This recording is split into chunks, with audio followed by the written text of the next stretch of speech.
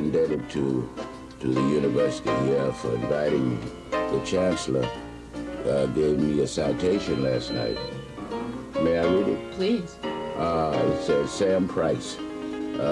Great historians are revered in our society for preserving for future generations the ideas and events that have shaped our culture. Their works are found in libraries, schools, and bookshelves. But without you, a vital element of that culture would be lost. Through your musical talent, your near-perfect recall, and your commitment to preserving the beauty of the blues and boogie-woogie, generations will know about the important part of this music has played in our history. Fortunately, you have built a treasure of this history and sound on hundreds of recordings made with other great performers, and these works can be found in the homes of music lovers everywhere. It is our honor to have you share with us during Black History Week your memories and stories of the great performers and national leaders you have known and worked with. For the students, faculty, and staff who discovered from your teaching, revealed in your performing, and gained from your presence, I thank you on behalf of the grateful university, given February the 19th, 1987 at Amherst, Massachusetts. And it's signed Joseph Duffy, Chancellor. You can ask me any question about blues, and I may answer, and you can go back to 62 years.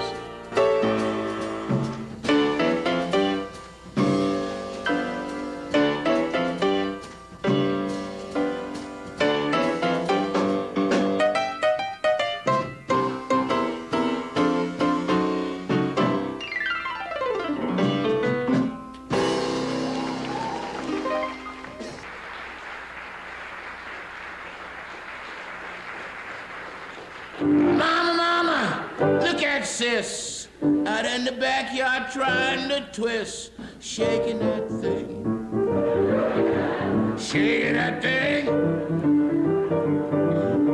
Look at her, shaking that thing. Going down to the river, take a rocking chair. Blues overtake me, rock away from here, shaking that thing, shaking that thing. Shaking that thing. The thing that I like about music is like when I get the money. We have a thing in America called a copyright law, and you are entitled to a royalty for, a share of, that's what it is. That's what the copyright law is about. But the guy living with an office on the 62nd floor, and you live in Diddy, Mississippi, and they bring you to town and you make a record and go back to Diddy. Now, how are you going to ever get any royalties? I'm almost a lawyer now because I help other artists get their royalties. Shaking that thing. Look at her. Shaking that thing.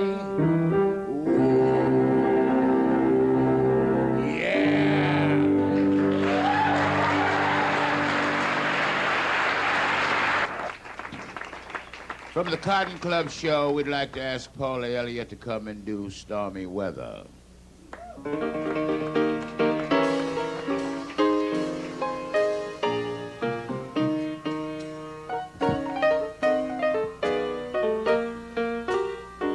Don't know why there's no sun up in the sky. Stormy weather. When I was 3 years old, I used to hear I lived in the South, of course, and you'd hear the work songs of the prisoners coming down, working on the highways.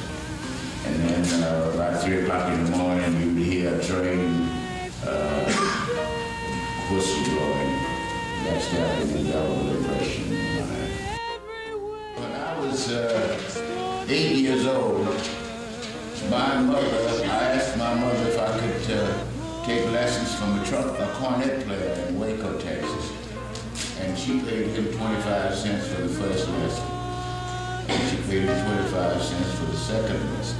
And when I went to take the third lesson, the man told my mother that Sammy Price is dumb. He has no conception of what music is. He will never play it. But I said to myself when I was playing the Drury Lane Theatre in London, and when I played the Olympia in Paris, and et cetera, I would have liked to have seen the expression on his face. Because I really fooled him. I was determined to learn how to play this instrument.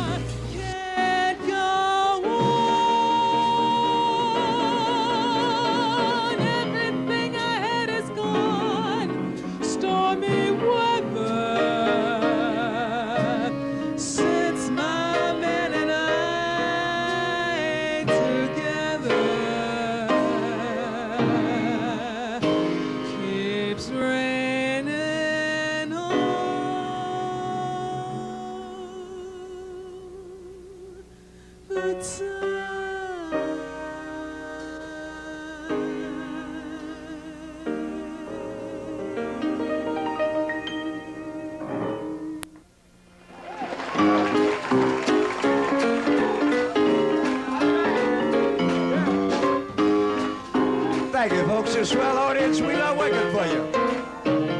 At this time, we'd like to give one of the tunes made famous by my very good friend, the late Nat King Cole. I'd like to give you one of the tunes that made him famous when he had the trio. You know, at one time, when you had to ride to California, hey, what route did you take? 66. Well, let's go on out there then.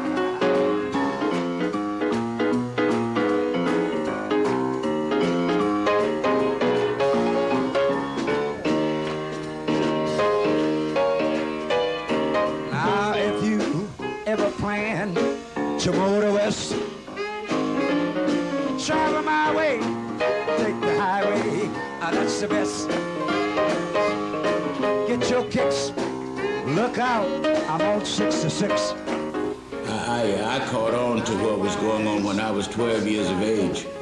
I used to wear a hat in the South, and if you saw a white person coming down the street with a woman alone, you'd have to get off the sidewalk, take your hat off, and all of that. So what I did when I was 12, I decided that this is one white man, I'm gonna outsmart. So I threw my hat away. I didn't wear a hat for 50 years. I remember one time in Oklahoma, we had to get in a truck, and they closed the truck up. And then when we went in the hall, he backed the truck up to the back and let us get out, and then we went and played. And the minute we finished playing, we had to go get back in the truck. Well, Martin Luther King was a close friend. He came to New York to speak. So they had asked me to come up and play. When I reached the point where he was to speak, there was no piano. And some little church had a piano 3 blocks away.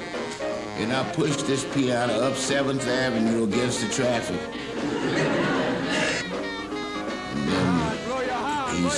They sang, "We shall overcome." We never did overcome.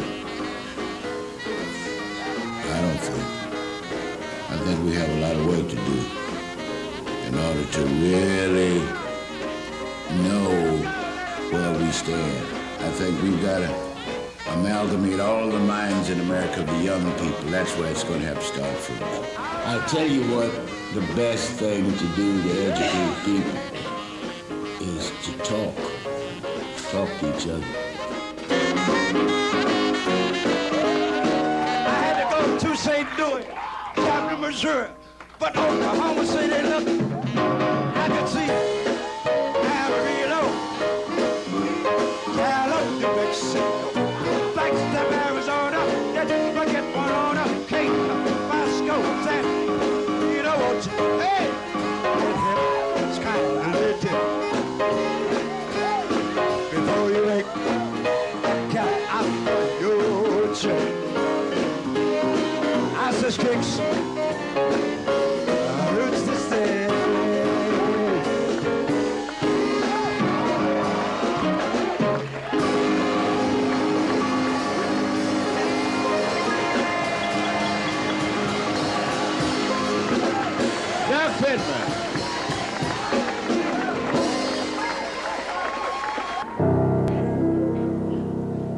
Oh, when the saints go marching in. Everybody sing. Oh, when the saints go marching in. Yes, I want to be in that number.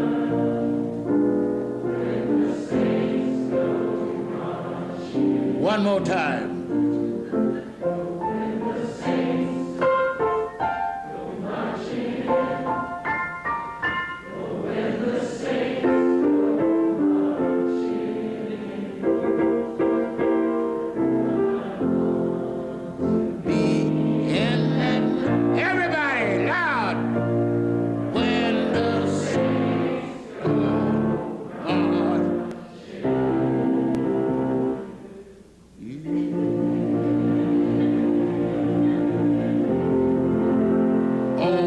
Say